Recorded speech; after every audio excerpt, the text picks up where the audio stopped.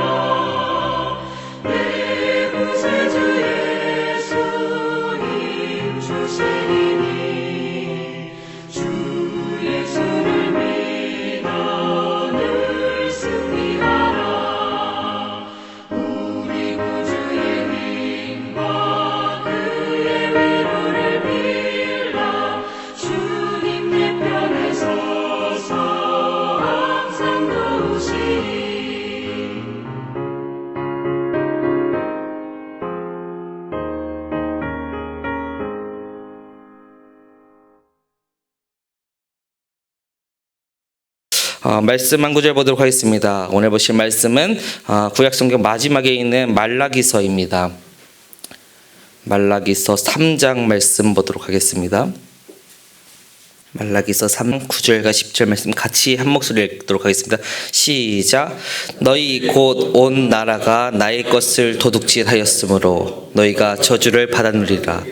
만군의 여호와가 이르노라. 너희의 온전한 11조를 창고에 들여 나의 집에 양식이 있게 하고 그것으로 나를 시험하여 내가 하늘 문을 열고 너희에게 복을 쌓을 곳이 없도록 붙지 아니하라 보라. 아멘. 가끔 식당을 다닐 때가 저는 이제 자주 있어서 이제 식당을 이제 종종 다니게 되는데, 식당을 다니다 보면 자주 다니던 식당인데 맛이 변했거나 아니면 서비스가 좀 예전 같지 않다라는 느낌을 받을 때가 있습니다. 그러면 저는 그냥 아무 말 못하고 그냥 이제 꽁 하고 그냥 있는데, 제 아내는 꼭 그런 거에 대해서 한번 꼭 짚어줘야 된다라고 얘기를 합니다. 그래가지고 제가 제발 이야기 좀 하지 말아달라, 제발 가만히 있자, 그냥 가만히 있어라 라고 얘기를 해도 꼭 그렇게 얘기를 해줘야 된다라고 얘기를 합니다. 그래서 꼭 그렇게 굳이 이야기를 해야 되냐라고 얘기를 하면, 말을 해줘야 그 사람이 알지, 말을 해줘야 그 사람이 깨닫고 다른 사람들도 실수 안 할 거 아니야 하는 그 말을 듣다 보면 그것도 또 맞는 말인가 싶기도 합니다. 하나님께서 심판하시는 자리를 보면요, 좀 그런 마음이지 않을까 싶은 생각이 듭니다. 꼭 굳이 말을 안 하셔도 되는 것 같기도 한데 하나님께서는 요목조목 짚어주신다는 것이죠. 왜 짚어주시는가 하면 그것이 바로 이 다음에는 그렇게 하지 말라, 다음에는 좀 더 나은 삶으로 나아가길 바란다라고 하는 하나님의 마음이 들어있는 것이 아닐까 싶습니다. 오늘 그런 하나님의 마음을 가지고 오늘 이 말라기서를 함께 같이 읽기를 바라겠습니다. 말라기 선지자가 활동했던 시대는 포로기 이후에도 굉장히 마지막 시대입니다. 이 학계 스가랴가 이제 거의 대부분의 마지막에 사역을 담당했는데 그 학계 스가랴보다도 100년의 뒤, 그러니까 거의 마지막 완전 끝자락에 있던 사역자가 선지자가 바로 말라기 선지자입니다. 그렇기 때문에 말라기 선지자의 자리 가운데서는 거의 모든 것이 이스라엘 가운데 회복되어 있는 상태였습니다. 바벨론 포로기로 인하여서 돌아왔던 백성들이 이제 모든 것들을 다 일구고 성벽도 어느 정도 재건을 하고 성전도 재건을 하고 율법도 어느 정도 만들어가면서 이 자리가 어느 정도 일단락되었다, 좀 회복되었다라는 모습을 보일 수 있는 자리였다는 것이죠. 물론 이전에 다윗 왕, 솔로몬 왕 이런 때에 비해서는 아직 형편은 없었겠지만 그럼에도 불구하고 우리의 삶이 그래도 어느 정도는 회복되었다. 그렇기 때문에 이전 상태로 좀 돌아간 것 같다라는 모습을 보이기에 불편하지 않았던 그런 자리였다는 것이죠. 그러나 이 말라기 선지자가 선포하는 이 책망의 말과 경고의 말을 보게 되면요, 이전과 이 삶이 굳이 다르지 않았다라는 것을 보게 됩니다. 그러니까 이 말은 무엇이냐? 외형적인 모습은 굉장히 많이 회복되었을 수 있으나 아직 이스라엘의 마음은 회복되지 않았을 수 있다는 것이죠. 하나님의 심판이 임하였지만 그 모든 것들을 바라보면서 우리가 다시 돌아와야 된다라고 생각은 했지만 이 몸은 돌아왔을지 모르나 이 육체, 영혼은 아직 돌아오지 않은 모습을 보일 때가 너무나 많았다는 것입니다. 바로 이것이 우리 가운데 있는 모습과 비슷하지 않은가 싶은 생각이 듭니다. 죄의 본질은 동일하지만 이 시대와 상황에 따라서 죄의 모습은 다르게 나타나기도 한다는 것이죠. 바벨론 포로기에 잡혀갔을 때는 그 잡혀가기 이전이나 그 잡혀갔을 때나 그때까지만 해도 이 죄의 모습들이 굉장히 두드러지게 드러났죠. 우상 숭배하는 것이 어떤 것인지, 아세라 신상을 섬기고 바알 신상을 섬기고 하는 이 모습들이 굉장히 잘 드러났는데 그 다음부터는 어떻게 되었냐? 좀 숨어서 은밀하게 우상 생활하는 것이에요. 그러니까 내가 겉으로는 하나님을 잘 모시는 것처럼 포장을 하지만 이 속 안에는 다 썩어 있는 것이죠. 이것이 어떻게 보면 이 예수님이 지적하셨던 이 바리새인들의 모습과 비슷하지 않은가 싶은 생각이 듭니다. 물론 바리새인들의 모습은 한참 후대에 등장하는 모습이지만 그 모습과 굉장히 닮아 있다라는 생각을 하게 된다는 것이죠. 저희가 백신을 이렇게 종종 맞게 되죠. 그리고 항생제라는 약을 먹게 됩니다. 저도 이제 아기를 키우다 보니까 가끔 이제 병원에 들려가지고 항생제를 처방받는데 이 의사가 항상 주의하면서 얘기하는 것이 있어요. 항생제는 내성이 생길 수 있으니까 꼭 주의해라라고 얘기를 하더라고요. 그러니까 이 항생제에 내성이 생겨서 이 무덤덤하게 되는 것이죠. 다른 바이러스가 와도 이 바이러스가 항생제를 능히 이겨버리는 것이죠. 치료제가 와도 이 소용이 없다는 것입니다. 이 하나님의 말씀이 어느 순간 그렇게 돼버린 것이 아닐까 하는 생각이 든다는 것이죠. 하나님의 말씀이 처음 임할 때는 굉장히 두려운 말씀으로 그 말씀을 받아들였는데 어느 순간 내 삶 가운데서 하나님의 말씀이 자꾸 임해도 그것이 두려운 말씀이 아니라 그냥 반복적인 말씀으로 그냥 오갈 때가 너무나 많다는 것이죠. 그렇기 때문에 하나님의 진노의 자리 가운데서 우리가 그 말씀을 꼭 새겨 들어야 한다는 것입니다. 고대 시대에는 이런 용어가 있었습니다. 데우스 엑스 마키나라는 용어가 있었습니다. 이 데우스 엑스 마키나라는 것은 무엇이냐? 이 연극에서요, 장치인데요. 연극의 어떤 장치, 기계 장치입니다. 이 연극의 극 중에 있는 배우가 어떤 위기 상황에 처하게 됩니다. 그래서 도와주세요라고 소리를 치게 되면 이 데우스 엑스 마키나라고 하는 기계 장치가 등장을 하는 거예요. 그래서 물에 빠진 사람을 건져주기도 하고 불길 속에 사역해 있는 사람을 건져주기도 하는 이런 기계 장치들을 다 데우스 엑스 마키나라고 불렀습니다. 이거를 이 한국말로 직역을 하면 이 기계 장치로서의 신이라고 얘기를 합니다. 그러니까 어느 순간 하나님을 우리가 이렇게 생각하는 것이 아닐까 싶은 생각이 들어요. 그냥 도와주세요 하면 그냥 우리의 삶을 도와주시는 분. 그런데 우리의 삶을 드리는 것은 너무나 불편한 것이죠. 하나님을 만나기 위해서는 우리의 삶을 전적으로 드려야 되는데 드리는 것은 불편하고 근데 도움은 필요하고 그래서 하나님을 도와주세요 얘기는 하지만 그 자리 가운데서 그냥 내가 해야 될 것은 그냥 그저 그렇게 평상시랑 똑같이 하면서 나아가는 그런 삶이었다는 것입니다. 말라기 시대에 대해서 그렇기 때문에 이 말라기 선지자는 이렇게 표현을 합니다. 하나님께서 나는 너희를 사랑한다 라고 말씀하시면 이 사람들이 주님께서 우리를 사랑하신다는 증거가 어디 있었습니까? 라고 대답을 하였다는 것이죠. 제사장들을 향해서 하나님께서 너희가 바로 내 이름을 멸시하는 자다라고 말씀하시면 이들이 우리가 언제 주님의 이름을 멸시하였습니까? 라고 얘기했다는 거예요.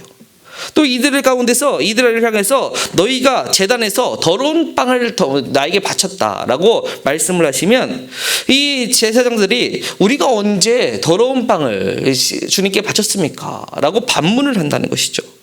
그리고 하나님께서 너희가 말로 나를 괴롭혔다라고 말씀하시면 우리가 언제 주님을 괴롭게 해드렸습니까? 하면서 대든다는 것이죠. 바로 하나님에 대한 경외심이 철저하게 사라진 그런 자리였다는 것입니다. 그래서 하나님께서는 뭐라고 말씀하시냐? 이 말라기서 1장 10절인데요. 만군의 여호와가 이르노라 너희가 내 제단 위에 헛되이 불사르지 못하게 하기 위하여 너희 중에 성전문을 닫을 자가 있었으면 좋겠도다. 오히려 성전문을 닫는 자가 있었으면 좋겠다라고 말씀을 하셨다는 것이죠. 그 말씀이 참 범상치 않게 들린다라는 생각이 들게 됩니다. 이것이 바로 말라기 시대를 말하고 있지만 어떻게 보면 우리 시대를 말하고 있을지도 모른다라는 생각이 들기 때문인 것입니다. 하나님을 업신여기는 사람들이 그냥 도와주세요 하면 이 도와주시는 신 정도로 여기는 것이 바로 하나님의 자리가 되지 않을까 하는 그런 생각이 든다는 것이죠. 이런 관점에서 하나님께서는 오늘 본문을 통해서 이렇게 11조에 대해서 이런 말씀을 하십니다. 3장 9절과 10절의 말씀인데요. 너희 곧 온 나라가 나의 것을 도둑질하였으므로 너희가 저주를 받았느니라. 나의 것을 도둑질하였다는 것이죠. 만군의 여호와가 이르노라 너희는 온전한 11조를 창고에 들여 나의 집에 양식이 있게 하고 그것으로 나를 시험하여 내가 하늘문을 열고 너희에게 복을 쌓을 곳이 없도록 붙지 아니하라 보라. 저희가 항상 좋아하는 구절, 이 말라기서 3장 10절의 구절 많은 분들이 좋아하신다라고 생각을 하는데 저희는 여기서 볼 때 너희에게 복을 쌓을 곳이 없도록 붙지 아니하나 보라. 이 구절에만 집중하여서 본데 사실 더 중요한 것은 그 앞에 있다는 것이죠. 3장 9절이었다는 것이죠. 온 나라가 나의 것을 도둑질하였다라는 것이었다는 것이죠. 내가 드리는 이 자리 가운데서 내가 더 많이 드리면 하나님께서 나에게 더 많은 것을 주시겠구나, 축복문을 열어주시겠구나 하는 이 구절인 줄 아는데 사실은 그것이 아니었을 수도 있다는 것입니다. 많은 분들이 기도할 때 가끔 이제 기도의 이야기를 듣다 보면 이런 기도를 말씀하시는 분들이 있어요. 제가 이 교회 가운데서 가장 많은 11조를 드리는 사람이 될 수 있도록 주님 도와주세요. 그래서 우리는 가장 많은 11조를 드리면 가장 많은 축복을 받을 것이다 라고 이 생각을 하게 된다는 것이죠. 그래서 11조의 양이 많아지면 사실 좋을 것 같다라는 생각을 하게 됩니다. 물론 저도 11조 많이 드리고 싶습니다. 많은 11조를 드리면 굉장히 좋겠죠. 그래서 11조에 대해서 굉장히 유명했던 인물이 한 명 있죠. 록펠러라고 하는 인물이죠. 아마 다들 들어보셨을 거예요. 이 록펠러가 얼마나 부자였냐면 그가 가진 재산을 지금의 돈으로 하면 이 3,200억 정도 된다고 합니다. 3,200억 달러 정도 된다고 하는데 이거를 제가 아까 오기 전에 잠깐 계산기를 두들려 봤더니 대충 400조 정도가 된다는 것 같더라고요. 이 400조가 저희 나라 1년 예산이 2019년에 500조 돌파했다고 하고 올해 한 600조 정도 쓴다고 하더라고요. 그러니까 우리나라의 3분의 2 정도의 재산을 이 혼자서 다 들고 있었다는 것이죠. 이 얼마나 부자였는가. 이 당시 이 록펠러가 죽을 때 당시 미국 GDP의 1.5%를 록펠러 재산이 담당하고 있었다고 합니다. 그리고 지금 최고의 부자라고 하면 일론 머스크라고 하는 이 회장인데 일론 머스크가 미국 GDP의 1.1%를 담당하지 못한대요. 근데 이 당시에 록펠러가 미국 GDP의 1.5%를 담당했다고 하니까 엄청난 부를 가지고 있었던 것이죠. 그런데 이가 드린 11조만 해도 그러니까 어마무시한 11조였던 것입니다. 이 11조가 어떻게 올 수 있었는가에 대해서 분석을 하면 록펠러의 어머니가 기도하면서 삶의 원칙을 분명히 세워졌다는 것이죠. 그래서 그는 하나님의 자리 가운데서 그 어머니의 신앙의 유산을 받아가지고 굉장히 많은 11조를 드렸다. 그리고 예배당에서 꼭 앞자리에 앉아서 예배를 드렸다라고 하는 그런 얘기를 저희가 많이 듣게 되었다는 것이죠. 그런데 그의 삶이 어땠는가라는 것을 좀 자세히 들여다보면 그의 삶이 사실 이 우리가 본받을 삶은 아니었다라는 모습을 보게 됩니다. 록펠러는 이 사업을 하면서요 굉장히 불법적인 일을 많이 했습니다. 노조를 탄압하였고 탈세를 하였고 협박을 하고 방화를 하고 불법을 많이 저질렀습니다.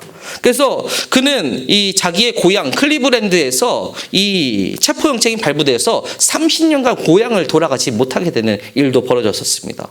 자기 아내가 죽었을 때 자기 아내가 이 고향 땅에 묻히고 싶었는데 고향 땅에 그가 돌아갈 수가 없는 거예요. 체포영장이 발부되어 있어서. 그래서 자기 아내의 시신을 다른 동네에다가 먼저 모셨다가 다시 나중에 이장이었다라고 하는 이야기가 들렸다는 것이죠.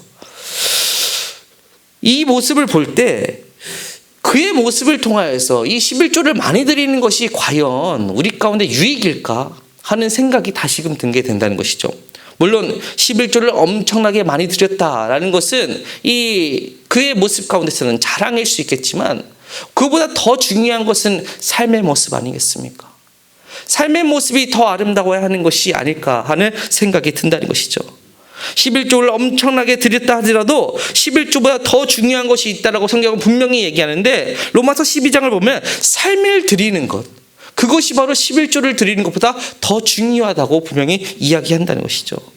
그렇기 때문에 우리는 11조에 대해서 먼저 이런 같은 것을 생각해 볼 줄 알아야 된다는 것입니다. 첫 번째는 11조를 많이 내려고 하는 만큼 나는 정직하게 일하고 있는가? 두 번째로는 11조는 헌금을 내는 것에 대해서 교회에 헌금을 내는 것이지만 교회에 헌금을 내는 그 11조만큼 나는 다른 이웃을 섬기는 데 최선을 다하고 있는가? 세 번째는 11조는 10분의 1인 것뿐이고 10분의 9 또한 하나님의 것으로 여기고 있는가라는 것이죠. 당시의 문화에서 이 말라기 시대의 문화 가운데서 10의 1조를 드린다, 10의 1을 드린다라는 의미는 무엇이냐? 나의 전부를 드린다는 의미였습니다. 그러니까 단순히 10분의 1만 하나님께 드리는 개념이 아니었다는 것이죠. 10분의 9까지도 이 모든 것을 다 하나님께 드려야 되는데 10분의 9까지 다 하나님께 드리고 나면 나는 먹고 살 수 있는 것이 없는 것이죠. 그렇기 때문에 10분의 1밖에 못 드리는데 이 10분의 1만이라도 하나님께 드리오니 저희의 삶을 지켜주시옵고 하나님께 좀 감사를 올리는 그런 모습으로 살아갈 수 있는 자로 저희를 만들어 주시옵소서 하는 고백이 바로 11조였다는 것이죠. 그렇기 때문에 10분의 1을 드린다라는 것은 나의 전부를 드리겠다라는 그런 사인이었다는 것입니다. 그런데 어느 순간 이 10분의 1이라는 거 하는 11조에만 관심이 쏠려서 이 10분의 1 드리면 모든 것을 다 드린 것처럼 그런 생각으로 우리가 살아가고 있지는 않은가 하는 것이죠. 사실 더 중요한 것은 우리 삶의 전부를 드려야 되는 거 아니겠습니까? 내 삶의 모든 것들 다 하나님이 주셨기 때문에 완성될 것 아니겠습니까? 다 모든 것인 하나님이 없었으면 우리는 모든 것을 갖출 수가 없었다는 것이죠. 그렇기 때문에 10분의 1밖에 드리지 못하는 나의 모습을 자책하면서 10분의 1밖에 드리지 못하지만 하나님 앞으로의 모든 삶 가운데서는 내가 전부를 드릴 수 있도록 인도하여 주시옵소서 라고 하는 고백이 넘쳐나야 한다는 것입니다. 그것이 바로 우리 삶의 목적이 되어야 한다는 것이죠. 오늘 우리의 본문 가운데서 우리가 바라봐야 되는 삶의 태도가 무엇인지를 바로 그러므로 깨닫게 됩니다. 우리는 어떤 모습으로 살아가야 되는가? 오늘 하루를 어떤 모습으로 살아가야 되는가? 오늘 하루 바로 하나님께 나의 전부를 드리기 위해서 10분의 1뿐만이 아니라 10분의 1만이 아니라 나의 전부를 드리기 위해서 살아가는 삶으로 우리는 나아가야 한다는 것입니다. 이 구약 성경을 보면요 참 재미있더라고요. 첫 번째 창세기는 하나님의 축복으로 창세기가 시작을 하게 됩니다. 근데 말라기의 끝을 보면요. 말라기 4장 5절과 6절인데요. 이렇게 쓰여 있습니다. 보라 여호와의 크고 두려운 날이 이르기 전에 내가 선지자 엘리야를 너에게 보내리니 그가 아버지의 마음을 자녀에게로 돌이키게 하고 자녀들의 마음을 그들의 아버지에게로 돌이키게 하리라. 돌이키지 아니하면 두렵건대 내가 와서 저주로 그 땅을 칠까 하노라 하시니라.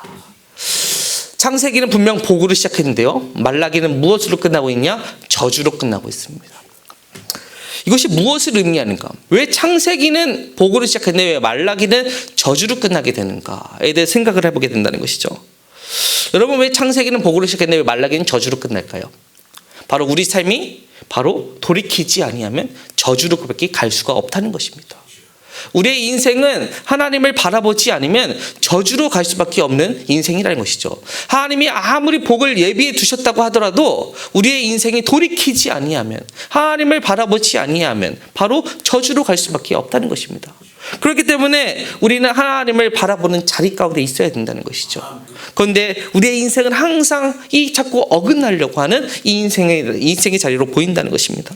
그런데 그럴 때마다 하나님은 우리의 인생이 어긋나게 그냥 두지 아니하시고 이 우리의 인생을 다시 돌이킬 수 있도록 수많은 사람들을 우리에게로 보내주셨다는 것이죠. 그래서 내 인생이 단순히 10분의 1만 드리는 인생이 아니라 삶의 전부를 드리는 인생으로 나아갈 수 있도록 우리 가운데 많은 사람들을 보내주시고 많은 말씀으로 우리의 자리를 인도해 주신다는 것입니다. 오늘 여러분의 삶이 이 10분의 1만 드리는 삶이 아니라 삶의 전부를 드리는 삶이 되기를 소망하겠습니다.